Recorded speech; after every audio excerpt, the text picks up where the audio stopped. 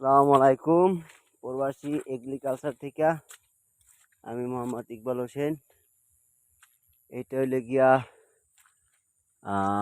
12 number line.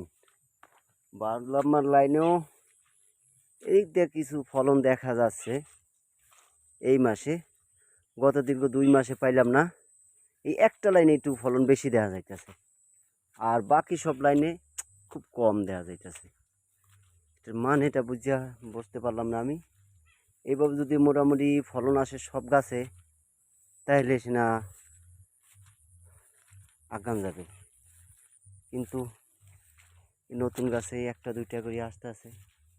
10 মাস গাছের বয়স হওয়ার পরেও গাছে ফলন দিতেছে না। ইন্দে কিছু ফলন আছে। হ্যাঁ, এরকম যদি ফলন আসে তাহলে মোটামুটিভাবে চলে। যাক, উপর আল্লাহর ইচ্ছা, আল্লাহর উপরে তো হাত নাই কেউর।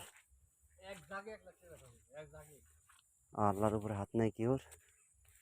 এই যে বাগান, তো আমার ইউটিউব চ্যানেলে তো সবই দেখতে পাচ্ছেন।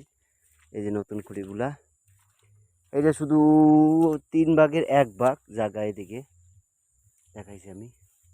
ওগুলা লম্বা বিলে করছিলাম, আর এগুলো আমি সিঙ্গেল দিয়ে দিছি। লম্বাগুলা খরচও কম না হিসাবে।